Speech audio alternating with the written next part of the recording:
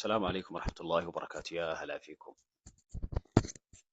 كلت من قافي سنقاف الأستاذ أيه. نمني ميديا رجل توكو قافي كمو قافة موداف ديبي سودر كمان قبا حواس نمو نمو ميديا رجل توكو قافة جو مرقهن قبا. بسم الله الرحمن الرحيم. ميديان بوسوني وهند في كيس أمتا لينش اللي إسا كيس قلا جلديس اللي إسا كيس قلا بننسوني البيسوسة تك الرهاقة قرقودات اللي بننسوتات أجي كيسة تولي قبل ميديان أكا مقالا كيسة مسلم نقفتن جراتو كريستان نقفتن جراتو نمني غارين قفتن جراتو نمني بدان قفتن جراتو ولدت قبما مقالا سنتي أوارا تنده ذرية نديته يوكين مونا من الرتفه yookiin annattu qola muuzii irra ejjedhee hin dubbattu. Waan magaalaan qabdu numa dandeessa. Waan bosonni qabu bofa si iddu ta'ee kan sagalee si gadhiisee si rifachiisu ta'ee numa danda'uu qabda. Wayita akkana jedhu gaafii miidiyaa gubbatti namni gaafatu akkuma bosonaatitti akkuma magaalaa tokkotti ilaallee namni tokko mirgan qaba. Gaafii gaafachuu aadaa biyyattii akka amantii itti osoo hin taane akkaatti fi fedhe gaafachuu mirgan qaba. Garuu namni gaafatamu sun waan deebisu hunda deebisuun dirqama isaati miti. Wanti garii yoo ka deebi'u waan barumsa hin qabne, waan ergaan isarraan dabarre, waan dhiibbaa dhuunfaa abbicharratti qabu yoo ta'e deebisuu hin danda'u abbichi. Kanaafuu namni waan gaafatame waan fedhe gaafachuu mirgan qaba. Ka gaafatu immoo waan hunda deebisuun dirqama isaati miti. Bareeda. Kanaafuu hawaasni waan fedhe gaafachuu danda'a. Garuu immoo deebiin abbaa waan ofirra dhaabbatee itti amane san deebisu akkasuma mirga qabaa jechuun illee. Hayyee gaafin itti aantu immoo Itoophiyaan Islaamaaf maali? Itoophiyaan uummata Islaamaatii fi qabeenya, jireenya, lafa isaati, nafa isaati. Itoophiyaan qabeenya akkuma ta'u, Itoophiyaatiifis uummanni Islaamaa qabeenya. Namni kamuu lafa keessaa hin baane dhalatee nama. Kun godaanee itti gale. Kun keessatti wal horee baay'ate. Addunyaa kana keessa dhalli namaa awwala Aadamii fi Hawwaa qofatu ture. Aadamii fi Hawwaan Itoophiyaan turre, Afrikaan turre. Ardii warri seenaa himu keessaa naannoo tokko qofa turan. Ilmi namaa hunda achirraa faca'ee ardii Ameerikaa qabate. Awustiraaliyaa dhaqe, Afrikaa dhaqe. Qabeenyi akka seenaatti kaafnu. Warroonni seenaa jallisu, seenaa micciiru akka waan isaan keessaa lafa biyyee Itoophiyaa keessaa dhalatanii jarri achi keessaa biqilanii akka mukaa fi biqiltutti uummanni musliimoota Itoophiyaa immoo biyya biraa irraa itti dhufetti suuraa seenaa bocanii jallisanii jiru. Nu hundaaf biyyi kun walqixa. Dursa galee fi akira xumurarra dhufeef dubbii osoo hin taane haqa biyyaa, gatii biyyaa, kabaja biyyaa, seenaa biyyaa nama tiksee biyyi abbaa isaati. Abbaan biyyaa nama sani malee nama dursee biyya san seenee miti. Fakkeenya hattuun dursee yoo biyya tokko seene biyyi sun hattuun waamamu. Namni haqaa namni sirnaan biyya san qabu dhufee waan qabxii kana kaaseef yeroo hedduu mata duree dursuutiin Itoophiyaa saba tokko yookiin amantii tokko qofaaf kennu. Dursuu wanni jedhamu immoo seenaa keessatti hin jiru. Fakkeenyaaf abbaa hin gama yoo fudhanne kiristaana dursee yoo jenne abbaa hin gaman ammoo kiristaanonni hin turre eenyu durse jenna. Islaama. Lafa seenaa waggaa 1000 dura dirree Sheek Huseen irraa qabee Hadiyyaa fi naannoo Arbaa Guuguu haga Carcar uummanni Islaamaa mootummaa mataa isaatiin bulaa turuu kitaaba warri Awurooppaa barreesse biyyoonni Arabaa barreessan keessa guutu. Seenaa abbaa hin bichaa bakka lamatti adda baafnee abbaa hin gamarra ture yoo jenne abbaa hin gaman ammoo kiristaan as hin baane bara Minilik malee eenyutti ol jennee gaafii asuma gaafachuu barbaada asirratti muraan. Bareeda. Baay'ee bakka itti aanu. Egaa seenaan Itoophiyaa wantoota akkanaa kanaan rakkifamtee fi akkaataa amma isin ibsitan kanatti eega alaallee yeroo ammaa kana immoo jilli amma jiru kun Islaamummaa tana dhuftee akkasitti taariikhni isii dho'isee yookaan immoo roorrifamtee dhufte kanatti itti fufaa jira moo karaa wanni kun dho'ifame hunda mul'ifamee itti fufaa jira nuu ibsitanii yoo immoo kana ibsitan taate fuulduratti immoo akkanatti haqiiqaan akka amma jirru kanatti yoo Islaamummaan kan itti fuftu taate Islaamaa Itoophiyaa keessatti akkanatti itti fuftee bakka hin geetti jettanii yaaddanii? Addunyaa tana keessa barri qorraa, barri owwaa, barri caamaa, barri roobaa akkuma haala qilleensaa dhufee dabra. Yeroo beelli bubbisuu qaba.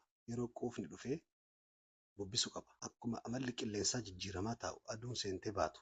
Wayita aduun seentu dukkana keessa dukkana ittiin fufu ji'atu baha. Yeroo guyyaan bahullee aduun itti baatee ibsiti. Adeemsa seenaa keessatti barri Islaamummaa osoo hin ta'iin Musliimoonni itti dadhaban. Islaamummaan dadhabu. Islaamummaan amantii Rabbiin filatee addunyaa kanaa kenna. وان سيستم نماتيف سيستم ملائكاتيف سيستم جني والقبط منتج سيستم مخلوق ان على جرى اسلام من اني كفسه ان كاسو مخلوق دي علمنا ما ومن تكون كفسون كاسو كددبو اسلام سنتي مسلمون اللي نيرف مالي اندوان تكا امه محمد كيسا مسلمون اندوني نيرف مالي نددبو مالي بر حجاج بن يوسف الثقفي السفاك رئيس الظالمين كوري سيناه منصف إسابودا بر إسلامي ركا مسلمون ركتني دين هدون أنجلئي waraanni haga sadarkaa ka'abaa ibiddaan gubutti ka'abaa itti yaadee gubuu osoo hin ta'in waraana biraa osoo rukutu ka'abaa rukutetti ummanni islaamaa yeroo san jiru goolamee ture dachee rabbi dhiphatee ture ulamaa'ni gurguddaan akka Hasan al-Basrii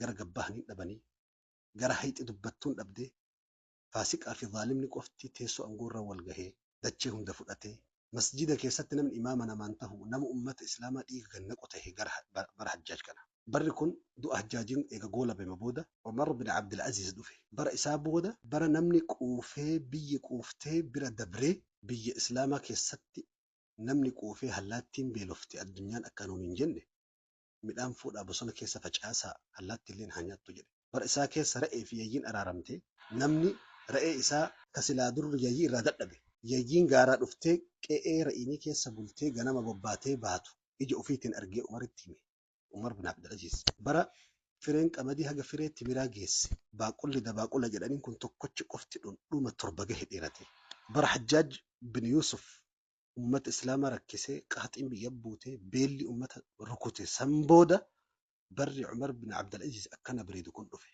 أسر ماله بنا دالوني أما تجرو إسلام ما نيج إسيسا رجعين هاسا وكي يجل قبرتي إسلام ما سيستم إساكار كأبو ربي المنامات تنكنني ربي osoo ilma namaatti ka kennamu ta'e bara tataar mootummaan tataar mangooliyaan dhufee ummata islaamaa duguugu gaafasan dhabama amma amala bade malee akhlaaqa bade malee waraanni gurguddaan islaamaa gaggeeffamee sadarkaa islaaman dhabamsifnee dhuran geenye bara ammoo muslimootaa miti islaama duniyarraa balleessine jedhan silaa gaafa khandaq gaafa lol ahzaab gosti hundi qabdu wal geessee xiyya takkaan nabi muhammadin rukutti gaafsan bada garuu amma dhaloonni amma itti jirru haalli amala akkaataan jireenyaa itti jallate kanaan dhaloonni amma jiru islaamummaa kaleessa deemaa dhufee hin ceesisaa ka jedhu ni ceha islaamummaan dhaloota kana ceesisaa osoo hin taane islaamummaan ni ceha fakkeenya tokko sii ka'a musliimoonni akka qurxummiiti kalluun jechuudha islaamummaan immoo akka bahraati amantiin islaamaa akka galaana bahraati musliimoonni immoo akka qurxummiiti qurxummiin yookiin kalluunni hundi osoo walii galee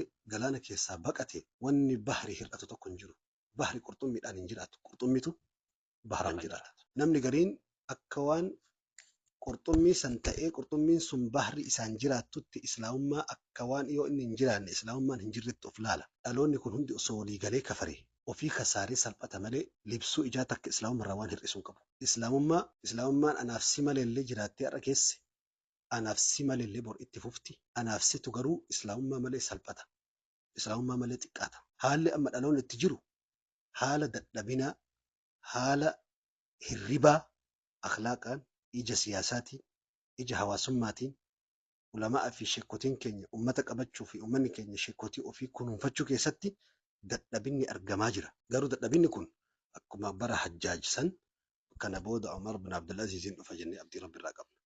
بإذن الله. طيب قبلنا حواسا كنرت قرع علمائي كنا يقدي بن تاتي علمائي بيجي كنا يروباية أك حافظ إمام بخاري جدني يرو فارسن أرجنا قروا يو رت اللي ولي قالوا ابن جيتش كان مالي فيه إمام بخاري قاعدة وفي لا بالرتي شرطي وفي كاه الرتي حديثة صحيحة وفي كاه حفظي لا نرقم سيسي علماء بيجي كنا قروا مت تقليد ما حفظي إساني يودي بسمله قاعدان وفي لا بوان هنجر جيتش على أي حال تمو أكمتي حواس وفي كنا أمني إسلاما كرا شرعيتي في كرا سر الرت أكدي بأن يرو ما جريني علمنا ما سوشيال ميديا وانتهي أجيني سوشيال ميديا راجرا كنا ولين أكمتي حواس كنا ولك بتشودن ده هنجتني أدنسين لما إسلام إثيوبيا حواس إنساني الدنيا تنكيسة أمني العلمين نبيوت التافه أمة محمد كأما جرتو تنا مالين جرتو أمة الدنيا كيسة جرو كيسة نملك أبين أنبيون الإساني دبران أركاك أبو أمة محمد قف عليه الصلاة والسلام أبين سنمو بانكينج أبين سن الدنيا علماء أنبيون الإساني دبران قل في نساء بانكين سن هرك علماء أجر علمني أنتم ملح الأرض إسن كيما ميدتشيتي يا علماء نبي الله عيسى يو من يصلح الأرض إذا الملح فسد يو قممين ما تمدسات مئاه إنه أرقاه أجاهي إنه مئاه كهدا أتأي مالتو أرضي ثان أرقي السمي إسجدي قاف علماء نبتي علماءني منستيرا فيا موتوتين كأتي أول منستيرا فيا لغا إسا إساتو وانيا تمفروغا مقاما نماتي فتو أدباسو إسا ministeera nageenyaati. Ministeera nageenya mootummaan tokko kaa'ate olitti ministeera nageenya dhugaa nama mootummaan dhageenye qawwee fi halangeen dhageenye masjida keessa gorsa minbara irraa dabru nama hedduu gadi qabe. Ministeerri nageenya haqiiqaan ulamaa, ministeerri fayyaa haqiiqaa ulamaa, dippiloomaasii ulamaa. Ulamaa'ni haa kallattiidhaan aangoon sartifikeetaa fi waraqaan itti kennamuu dhabu malee hooggansa biyyattii harkaa qabu isa. Gaafa ulamaa'ni kun bakka isaatti deebi'e wanti hin tolle hin jiru addunyaa tana gubbaa. Ulamaa'ni hooggansa masjidaa qofaa miti. Hooggansi biiroo, hooggansi sooshaal miidiyaa, hooggansi kallattii hawaasni ittiin jiraatu bakka ummanni keenya seenee hunda jala seenee hojjetudha. Dirqama ulamaa'aati. Gaafa bosona keessaa leenci bahe jaldeessuma achi hafee mootii ta'a. Jaahila ol bahee haasa'uun ajaa'ibin. Erga aalimni cal'ise sanumatu bakka bu'a. Idhaa khalal inaa'u min almaa' khalafahu alhawaa. Birciqoo tokko keessaa bishaan yoo gannayxe qilleensumatu guutee taa'a bakka sana. Alcuquulu kalcuquuli sammuun namaa akka lafa gabbataa bishaan itti guuteeti. Yoo itti garbuuf qamadii ittiin facaasin dobaa biqilchuun isaa waan hin oolle. Shakkeen qaba. Ulamaan islaamaa bakki inni hoogganuu malee, bakki inni argamuu malee, bakka ummanni keenya jiru. Wamaa arsalnaa min rasuulin illaa bilisaani qawmihi wayita jedhu nabiyyii tokko afaan ummanni sun beekuun ergina wayita jedhu afaan jechuun loqoda qofaa miti qubee miti. Amala barasanii, adeemsa barasanii, siyaasaa barasanii, teknoolojii fi saayinsii barasaniitiin hubachuu danda'uun ergine jechuudha. Nabi Shu'ayb nabiyyii toohida biratti waan ittiin ergame waa'ee biizinasaatiin ergame. Biizinasa uummata rakkoo biizinasaa qaba uummanni Shu'ayb. Biizinasa keessatti jallisanii uummata fixan. Uummanni Muusaa dhimma sihirii falfalaatiin rakkatan. Nabi Muusaa rabbiin waa'ee falfalaa akka furmaata godhuuf ergame. Erga toohida biratti. Nabiyyallahi Muusaan Nabiyyallahi Ciisaan dhimma uummata waa'ee fayyaatiin uummata nyaatu. Karaan malee fakkeessee uummata irraa nyaatu waan hin dandeenyeef waan ogummaa ittiin qabneen uummata fixe isa kana furmaata itti godhuuf dhimma fayyaatiin ergame Nabiyyallahi Ciisaan. Nabi Muhammad uummata Qureeshii kan dandeettii haasawaa birkii dubbii beeku dubbii cabsee haasawuu danda'u. Kanaan uummata saamanii gosa bakka adda addaa faffalaxanii fixan kana hunda sirreessuuf balaagaa fi fasaahaa addunyaan takka argiteen beekneen ergame alayhi salaatu wassalaam. Yoo akkana jennu uummata kamuu karaa inni barbaaduun itti seenta. Har'a sooshaal miidiyaan maaliif ulamaa'ni keenya sagalee dhabe yoo jette ulamaa uma bira jirti hanqinni. Akka reebsiniin jedhe bulchaan bosonaa leenci gaafa bosona gadi dhiise jaldeessumaa fi hantuuta achitti hafee mootii ta'a. Gaafa ati miidiyaa irraa baqattee balbala durriyyee fi warra dandeettii uummata qajeelchuuf uummata sirreessuu hin dandeenyeef dhiifte warri durriyyee fi namni kun arrabsu sun illee dhugaa qabu gara tokko. Namni ganamaa galgala irratti hojjetee roobaa fi caama keessa gangalatee mallaqatti baasee viidiyoo 1,500 dalagee yeroo hirribaa kaatu isuma agarta. Guyyaa guutuu wayita buna dhuyda isa agarta. Wayita gachiiftu isa argitu. Namni kun itti laffa'ee laffaatii cimaan foloowersii fi hordoftootaaf beekamtii kana laffaatiidhaan dhiiga tufee fidate. Isa kana komachuun qabdu inni ofii fidate. Silaa ulamaan illee fidatuu qaba. Maaliif wayita feemasiin tokko madarakii tokkorra ol ka'u uummanni iyyee wayita aalimni guddaan biyyi qabdu ol ka'u uumamaa callisaa yoo jenne uummanni nama isaa dalagee fi nama guyyarraa isa fuuldura eegu beeka. Kanaafuu ulamaa'ni keenya haala amma sooshaal miidiyaa fi uummata keessaa bade kallattii hundaan laaqame kan hunda sirreessuuf furmaanni jalqabaa fi xumuraallee bakka uummanni keenya seene hunda jala seenudha. Bakka guddoo naa kaaftan. Amma gizee caalimman akkanatti silaa bakka leencitti argamutti gaafa isaan dhabamanii jaldeessi mootii bosonaa ta'e kanatti warroonni maqaa sheekaatiin yookaan immoo maqaa uummata kanaa dhahatee bakka kana bu'ee garuu immoo haqiiqaan isaa hordoffiin isaatii fi wanni hundi warroota silaa aslitti ati baaxila itti izdihaama gootee achi baasuu qabdu fakkaatanii jira dirra deeman kana kanneen akkamiin ilaaltan isin warroota sheekan fakkaatee yookaan immoo caalimman fakkaatee gizeen fi hawaasa kana keessa seenu wanni inni ittiin seenu areedaa fi imaamaadhaani. Garuu immoo hordoffiin isaatii fi wanni inni geggeessu silaa baaxila balleessuu san ka ture baaxila san balleessuu dhiisee warra baaxilaa wajjin deemu san jala deemu. Isinii galee caalimman silaa bakka kana dhaabbachuu kan nuyi bakka caalimman dhabaman kana bakka bu'aan isaanii wahii dhufee fakkaatee jechuudha. Haqiiqatti inni caalimaa miti sifa caalimaa san qabatee garuu immoo bakka caalimaa san guutuu hin dandeenye waan bakka san dadhabbiin jirtuuf jecha جرى كان جل ديم. قصص إسرائيليات كيستي قدا نبي الله سليمان تكا بشان دوغا جتة لقبوت ويتسيل لقبوت جولين لقرة تبعتو جرتي يروان بشان دوغو في قدسين جولين دربتي كو لوغو فلاكي يجابسي جتة هاق جولين لقاياتو أيدي جولين لقا كيسايانان من قدون تكو بشان ورابطو في أرين إسا أصغا قبوتي بشان دوغو في ويتسين متى إسي بشان كيسا كيسو من قدتش سين أمنتي قبوتي أكا الفلاتي دود سيج أبسي كولو سيج أبسي أتشي سنبرين دايتين بسليمان همت سليمان namtichallee qabee isiillee qabee bakka takka walitti qabanii kooluu cabsite maal irraa kafalattaa jedheen simbirree waan jetteen anuma takka hin godhina ihliquu lahu lihiyatahu areedum isaarraa haadaa jette simbirree. Malittiin sobame kana. Areedatu na sobee an areeda kanaan sobamee bishaan dhuga jedhee gabbu'ee sababa areeda isaa san miidhame akka of durallee hin cabne areeduma irraa na haadaa jette simbirreen. Wayita akkana jedhu bara hunda keessa bakka hunda keessa fakkaataan jira fakkaatee bulaan. Mootummaa keessa fakkaatee bula jira kan mootummaan quban qabne. Naggaadee keessa fakkaatee bula jira kan naggaadee hin ta'in. Naggaadee haqiqaati miti. Bakka dhaqee hundatti naggaadee abbaa qabeenya guddaaf godha. Bakka hunda keessa namni waan san fakkaatu jira sheekota qofaa miti. Gaafiin kee waa lama natti kenne. Tokko fakkaatee bulaa fi nama sheeka ta'ee namoota hin taane wajjin miidiyaa gubbaa mul'atuu jetta. Asitti ilaalchi biraa qabaan. Ka sheeka fakkaate ta'e sheeka haqiqaallee ta'e ijoollee jedhanii uummanni ofirraa fageessu kana ofirraa fageessuudhaan diinitti hin dhiheessitu.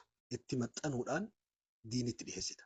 Akka itti maxxantu immoo akka namni waan biraa sirraan qaraane ta'uu qofa. Karaan ati ittiin seentuu fi bakki itti seentu murteessa malee miseensa ofii godhachuun rahmataan ofitti qabuun. Amma bakka kanatti amma bakki nan deemuuf akka isin hubattan kanatti ilaalcha sirrii fi dhibbaan dhibbatti sila akkaataa itti seenanii fi akkaataan isaan ofitti ittiin qaban kun murteessaadha. Gaafa namni sila akkasi qabuu deemee isaanumatti dabalamee gocha isaanii wajjin deemu argamu kana. Nama tokko ka bishaan isa nyaataa jiru ka garbii fudhatee gadi hin qajeele yoo agarte nama sana akkamitti ilaalta? Akkamitti dhiifta? Garaas danda'a. Dirqama. Haada itti kennita. Garuu namni bishaan sun nyaataa jiru haada kee buutaa yoo jiraate inni illee akka itti dabalamtu yoo gochuuf harkisaa jiraate daddaftee haada san gadhiisuu qabda. Lama ta'anii dhabamuun hin taatu. Tokko yoo filatee karaa garba galaana salphinaa keessa seene inni ofirraa haa kutu. Garuu ati haga dandeesse haada darbitee fi haada najaataa isa harkisuu qabda. Garuu inni ofis si butee waliin halaakamuu hayyamuu hin qabdu. Kun fakkeenya guddaadha. Qabxiin lammaffaa namoota sheeka fakkaatan jedhamu. Sheeka fakkaachuun kun maalirra dhaabbanneef beekumsa hin qaban moo huccuu uffatan moo kitaaba osoo hin beekne akka nama kitaaba beekaniitti of himanidha. Kalaabisiisa zuuriin namni waan hin qabne godhate akka nama huccuu namaa uffateeti akkuma rasuulli rabbi jedhe haraam. Namni sadarkaa isaatti beekumsaan dandeettiidhaan bakka isaatti dhaabbachuu qaba. Koppiin gaafa orjinaalli mul'ate salphata. Namoonni osoo beekumsa hin qabne uummata fuuldura bahe adeemsa keessa ofuma isaatu salphatu ta'a. Li'annahu yasqutu fi wasati xariiq. Karaa walakkatti kufuun isaa waan hin oolle. Li'annahu chaarjiin inni chaarjiffate osoo baatir law jedhu uummata keessan makame waan chaarjiin guute sehe osoo deemu walakkaa uummataatti dhaamuu fi dhama'uun dhufti. Siinqiin isaa karaa hunda isan baasu guyyaa tokko haqiqaan isaa mul'ata waan ta'eef kanaaf namoonni gocha akkasiisan garaa keessatti abbicha nama rabbuma beeka beekumsa qabullee abbicha qoratanii qormaata fedhe birallee tarkaanfatu namni haga beekumsa qabu abbatuuf beekaa fannattaqillaha rabbiin haa sodaannu dhaamsa. Jazakumullahu khayran. Facebook irratti suuraa gadhiisee gaaffii hawaasaan gaafadhaa jedhe keessa irra caalaan gaaffii dhuunfaa keessaniiti. San immoo yoo deebistanis mirga qabdan yoo deebisuu baattanis mirga qabdan. Jettanis hin kaasa hin kaasin jettanis hin dhiisa. Kaan immoo irra caalaa namni aqlii qaba jedhamee yaadamu ani yeroo akkana fitnaan jiru kana keessa akkamittiin karaa beekumsaatiin haa ta'u karaa uf eeguutiin haa ta'u akkamittiin najaa bahuu danda'a. Karaa barumsaarrallee yoo kana keettan taate mee akkamitti irra na keettanii karaan itti najaata fitnaa kana jalaa sooshaal miidiyaa badee kana jalaa akkamittiin bahaa kan jedhudha. Kan faayidaa qabu achi keessa. Qaa'idaa beekamtuu rabbiilleen hadiisa keessa quraana keessatti rasuulillee hadiisa keessatti alayhi salaatu wassalaam ulamaan islaamaallee alaamarri taariikh adeemsa seenaa keessa lafa kaa'an fiqhul fitan waan jedhamu jira. Fitnaa jala isiitii fi gizee fitnaan dhuftuu fi hafuuraan beekuu akka isiin nama nyaanne of eeguu wayitisiin kutuu kaatillee beekuu maalummaa fitna dubbisuu fi akka itti fitna jalaa bahan beekuun dirqama waan ittiin nama najaa baasu keessaa tokko. Fitna wayita isiin dhuftu aalima beekaa gaafa isiin dabarte jaahilli beekaa jedha Hasan al-Basrii. Wayita nagaya namni hunduu wal qixa gaafa bala namni wal didaa jedha Hasan al-Basriin bakka biraatti. Fitnaan gaafa isiin dhufte akka itti isiin keessaa bahan qofaaf osoo hin taane akkuma fitnatti hin seenne foolii fitna bubbisa fitna awwaluma beekuu murteessa. Garuu jaalatte jibbitee fitnaan gariin osoo ati hin beekne dhuftee si marsiti. Waan ittiin fitnaa baraa ittiin najaa bahan tokko hangafa irratti annadu Allah rabbiin kadhachuu. Waa hunda kallattii hundaan cabsee ka keessaa nama baasu ilaahi qofa. Keessa isaa kanaan itti amantee gaafa ati habluun najaatti haada dhugaa sannaa ergi rabbiin jetti tokkoffaa rabbi si erga. Tokko. Lammaffaa fitnaa irraa wanni najaa si baasu fitnama harkatti naqachuu dhabu. Ajandaan fedhee yoo dhufe. Addunyaan taa'ee si eegu ati paarlaamaa keessan hojjettu. Ministeera fayyaati miti. Ministeera diinagdeeti miti.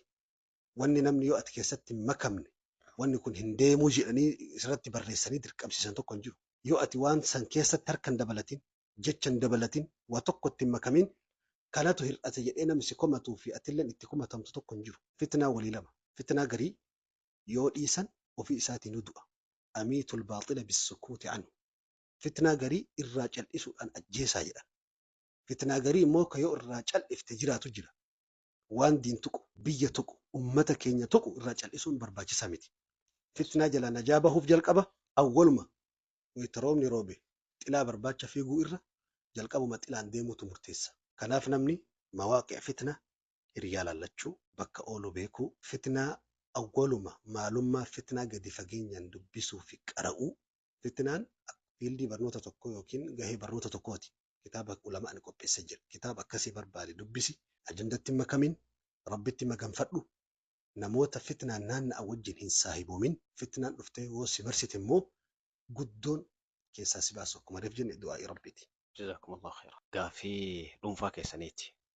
Yeroo baay'ee namni keessaanillee dhufee gubbaanillee ustaaz ibsaa manaamaan akkanatti agarree ustaaz ibsaa manaamaan akkanatti agarree jedhee hima. Tokkoffaa namoota kanarraa isin fedhii hin qabdanii fuutanii manaama kana hiikkachuu. Lammaffaa immoo sababni namoonni kun akkanatti yeroo baay'ee manaamaan ustaaz ibsaa akkanatti argee ustaaz ibsaan akkana taane aannan amma akka dhuunfaa kiyyatti yoo akkam xiqqaate gaaf tokko laayivii qofa irratti nama sadiitu na dhufe akkanatti agarree naan jedhanii isin manaama kanarraa fuutanii hiikuu fi qophiidha. Ammoo manaamni kun maaliif ustaaz ibsaan kun maaliif baay'ate namatti waan jedhu gaafii dhuunfaa keessanitti yoo deebiftan mirga qabdan yoo dhiiftanis mirga qabdan. Dura dursoo abjuu jechuun quraanaa miti hadiisaa miti. Jiruun jireenya addunyaa fi akiraa abjuudhaan ni ijaaramu. Abjuu keessa kan arge jettee dhiisuu hin dandeettu. Abjuu keessa kana na ajajanii hin hojjedha jechuu hin dandeettu. Wanti ittiin ajajamnu quraanaa fi hadiisa rasuula rabbii qofa alayhi salaatu wassalaam. Abjuu namni gariin haga sadarkaa kitaaba wahii ajaja rabbi biraa dhufetti nama fudhatu jira. Abjuun gammachiiftuma malee waan biraan qabdu san caalaadhaan ulamaa.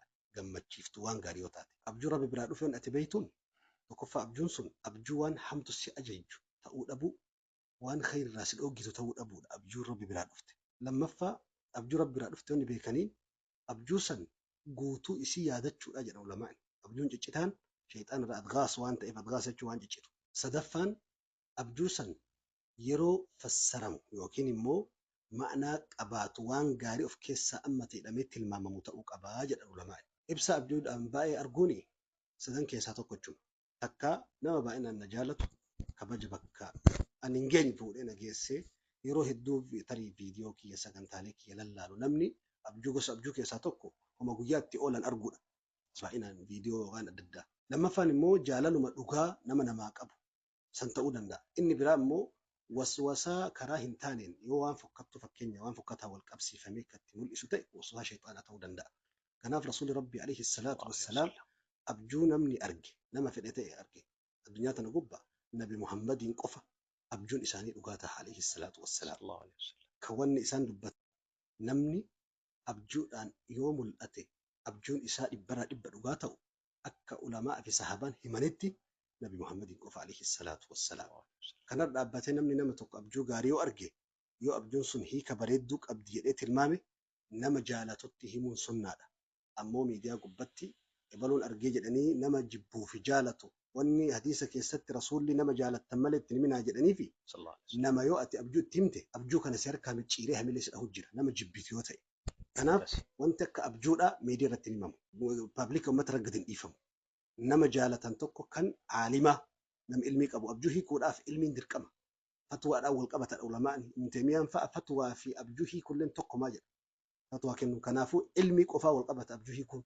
Kanaaf namni aalimaa nama sodaa rabbii ni qaba jettee yaaddutti abjuu argite san himta. Abjuu hiika bareeddoo sii kenne achirraa fudhatta. Sanii achitti abjuu miidiyaa irratti gadhiisuun, abjuu miidiyaa irra maxxansuun, koomentii irra maxxansuun islaamummaa keessatti dhorkamaadha.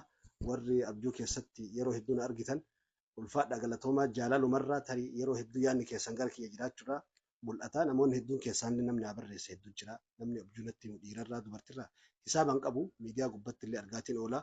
Ulfaadha galatooma ammoo abjuudhaan namni ibsa arge akkas kataa jedhan suni keessan jiru. طيب فينا آخر سؤال yaada keessanillee itti guuttattanii fixxan. Islaama Itoophiyaatiif maal hawwitan akka mujtamaa Itoophiyaa waliin jiraatu guututti illee maal hawwitan hawwii kana immoo osoonii fi baktanii ka yaaddan taate maal bakkaan gahuu dandeettan isin hawaasa muslimaatii illee wanni isin dhaamtan akhirratti maali? Keessattuu shabaaba sooshaal miidiyaa keessatti yeroo ammaa kana beekamtii qabuu fi kan warroota beekamtii qabu kana jala deemu guutuu isaaniitu maal dhaamtanii fi ka tokkoffaa isaaniirraa naa jalqaba Itoophiyaadhaaf maal hawwitan waan hawwitan immoo ka bakkaan gahuu dandeettan ufiif tahee namatti yookaan culamaa'ii beeytoota mufakkiroota Itoophiyaatti himtanii bakkaan gahuu dandeettan keessa waan qabaattan yoo jiraatte hin dabarsitanii maal hawwitaniif. Mammaaka tokkotaa tokko addunyaa tanarra jira. Irra dadhabaan Yahudaa Yamanii, irra dadhabaan Musliimoota Itoophiyaati jedhan akka addunyaatti. Wannan hawwu jechuma kan ofirraa kaasuudha. Dadhabinni kun dadhabina diinagdee, dadhabina kallattii siyaasaa, dadhabina kallattii gurmaa'inaa fi hooggansaa, dadhabina miidiyaa, dadhabina hayyootatti marfamnee hayyoota wajjin wal qabannee halqaa keenya madrasaa jalarraa qabee haga majlisaa fi masjida guddaatti to'achuu dadhabuu walitti makameeti dadhabinni kun maqaan kun irratti moggaafame. Musliimoonni Itoophiyaa keessa ni jiru jedha uummanni Arabaallee gaafa nas dhufu. Inni Itoophiyaa keessa waliin jiraannullee Itoophiyaan biyya kiristaanaati jedha. Biyya Arabaallee yoo inni Musliimoonni Itoophiyaa keessa ni jiraatu jedha. Muslima Itoophiyaa keessa jiraadha. Hawwiin kiyya guddaan dogoggora seenaa biyya hangaftetti rasuula rabbii simatte, sahaabaa isaanii simatte. Hatta Abaa Bakr Siddiiq birka Gimaad bakka jedhamurraa deebi'ee Jiddarraa kiiloomeetirii 500 Itoophiyaa dhufuuf Abaa Bakr Siddiiq. Hatta warri Ibnu Shihaab Az-Zuhriin rasuulli karoorri isaanii gariin gara naannoo Bahreyn yookiin gara Habashaa tureedha rasuulli rabbii. Godaansi isaaniitu osoo Madiinaa addan baafatiin dura alayhi salaatu wassalaam. Biyya sadarkaa kana qabdu har'a gocha seenaa jallataa ilaalcha fokkataa biyya kanaa qabaatamee biyya addunyaa irratti xuroofne kana cabsinee hooggansa ana jedhe hooggansa bareedaa kan garaa uummata islaama Itoophiyaa gahu qabaachuu diinagdeedhaan baankiiwwan keenya kan waggaa meeqaatama dura gaafannee dhiigatti dhangalaafne ka har'a inni dhufee qe'ee keenya geenyaan immoo qullaa isa goone san baankii raammis ta'ee hijiraa ta'ee baankiilee islaamaa jabeeffannee diinagdee keenya kallattii sanitti garagalchuu hooggansa keenya jalarraa qabee masaajida keessarraa qabee haga majlisaatti hanqinaa fi dogongorallee yoo jiraate itti dhihaannee qulqulleessinee qabachuu dargaggeessi Itoophiyaa ajandaa feesbuukaa fi miidiyaa gubbatti wal xiqqeessaa olu kanarraa qulqullaa'ee haga danda'e wal qabee wal utubee wal bira dhaabbatee biyya kana seenaa bareedduu kaa'uu keenya nu laaffisee hawwiin maqootii biyyoota habasharraa beekaman sahaboota gurguddoo haga sahabaa 100 oli seenaan ka himu dubartoota qofa dubartoota 25 oli dubartoonni habashaa sahabaa keessa jiru sahabaa 100 oli sahabaan zariidhaan firaan Itoophiyaatti galantu jiru ka akka Umar ibn Khattaab ka akka Amir bin Aas warra haadhaa yookiin akaakayyuudhaan yuutiin gara Itoophiyaa deebi'an maqootii biyya addunyaa dippiloomaasii keenyaafillee tolu Itoophiyaa keessatti maqaa Ummu Ayman jedhu tokkoon dhaabbata guddaa tokko yookiin Finfinnee keessa magaalaawwan gurguddaa qabnu keessaa shaari'iin yookiin karaan tokko street of Ayman yookiin Bilaal ibn Rabaah Najaashii jennee ka qabnu waan akka Afrikaatti akka addunyaatti ittiin dubbatamnu hawwiin kiyya seenaa keenya bareedaa qalama qofaan barraa'e sanirraa gara qabatama addunyaan ijaan agartutti miidiyaa ana jedhe tokko ka Itoophiyaa qofa keessa naannoo osoo hin taane akka addunyaatti seenaa fi qabeenya musliimoon Itoophiyaa fi Itoophiyaan qabdu dhaabbilee barnootaa inni barannuu miti yuunivarsiitii gurguddaa biyya keenyatti dhaabnee biyya addunyaa dhuftee nurraa barattu barumsa gurguddaa ulamaa keenyarraa qaraatu yuunivarsiitii fi dhaabbilee barnoota adda addaa qabaachuu waan silaa islaamni irraa gargaaramu amantaan biraallee sabaaf sablammiin biraa irraa gargaaramu qabaanni addunyaa mul'achuudha. Hawwiin jecha keessatti hin dhumtu garaa keessatti wal qabamte hunda arrabni haadhee fixee haasoo hin danda'u bakka yaanne olitti rabbiin nu haa gahu jedha. Ameen. Hawaasaaf hoo maal dhaamtan? Warra sooshaal miidiyaa keessattuu. Warra sooshaal miidiyaati wanni an dhaamu sooshaal miidiyaan waan ittiin of najiseessinu yookiin immoo waan ittiin of xaarsinu gaafa miidiyaa gubbaa baate maqaa haadha kee qabattee baate maqaa gosa keetii qabattee baate maqaa biyya keetii qabattee baate jecha achirraa dubbattu ganda kee tuqa biyya kee tuqa amantii kee tuqa akka waan manuma keessaa laayivii dabarsitu yookiin viidiyoo keessaa waraabdu san qofa keessa jirtutti of ilaalin ummata addunyaa fuuldura dhaabbatta bor haadha ilmoo taate ilmaan tee viidiyoo fi gocha ati miidiyaa kana gubbatti dalayde irraa qaanfachuu dandeessi. Bor hoggansa ofii keessa seente sababa saniin qaanfachuu dandeessa. Bor abbaa aalimaa abbaa mootii fa'a ta'uu dandeessa. Immoo taarikni galmeessee kaa'a. Takka qoshaashatti achi darba takka ilal hashi hushi takka ilal arshitti ol dabarsa seenaan. Sooshaal miidiyaa gubbaa baate taanaan amantii Abaabakr irraa bakka buute yoo dhiira taate Umar ibn Khaxaab irraa bakka buute. Qabsaa'ota biyya keenyaa Waaqu irraa bakka buute. Jaarraa irraa bakka buute. Taaddasaa Birruu fi warroota Warqituu fa'arraa bakka buute. Abbaa Jifaarraa bakka buute. Jimma taanaan Abbaa Jifaarraa bakka buute nama arrabsin Abbaa Jifaartu si duuba jira. Yoo Baalee fi Arsii taate Leenjisoo Diigaa fi Nadhii Gammadaa fi Waaqurraa bakka buute. Qabsaa'otaa fi warroota si laffa'e akka jaarraa Abbaa Gadarraa bakka buute. Ati nama laafaa miti situ bakka laaftu of fide malee ummata kanaa kabaja isaanii seenaa kana isaanii eegi. Osoo Waaqoo guutuurra ka'ee jaarraa Abbaa Gadaarra ka'ee Abbaan Jifaarra ka'ee haala nuti jirru laalanii ummannummaadhaan isaanii qabsaa'itu ummata silaa qabsoo ofiitti nadaamahuu danda'u tarii gaabbuu danda'u qabsoo ofiitti. Ijoolleen an dhiisee duniyarraa dabri ijoollee tanaa jedhee itti qaanfachuun malu. Numa qaanfatullee osoo deebi'anii gocha nuti walii goone kan argani. Amantii kee, biyya kee, saba kee, seenaa kee, ilmaan kee boriitiif jedhi waan dubbattu hundan dubbatiin arraba kee hidhi. Waan gochuu barbaaddu hundan godhiin hidhiisi ofirraa. Akkanatti hin teenyu waggaa 50 waggaa 100 manni asirraa wacu kun tokkochi duniyaa tanarra jiraachuu dhabuun badha. Lafeen teenya har'a lafa seenuun malti waggaa 100 namni tokko yookaan duniyaa tana gubbaan jiru ta'a. Waan hin dabarre seenee waan hin dabarre kan dalayne isinin jedha. Wassalaamu alaikum warahmatullahi wabarakatuh. وعليكم السلام ورحمة الله وبركاته. جزاكم الله خيرا وحب الصالحين ولست منهم لعلي أن أنال بهم شفاعة وأكره من تجارته المعاصي وإن كنا سواء في البضاعة جل الإمام الشافعي. زاكي ربي سنها كفلو ربي في جيش سنجالنا نله حواس نقوت لنا كسنجالة سنين بيتني. شكرا نصيحات السنة. جزاكم الله خيرا سنين جنة أستاذك.